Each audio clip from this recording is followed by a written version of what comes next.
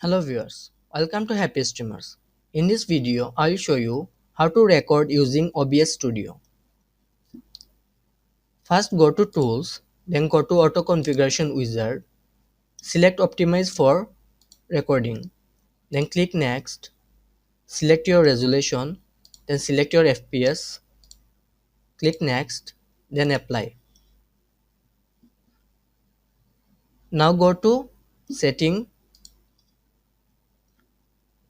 then go to Output, select your recording folder, select your recording format, click OK.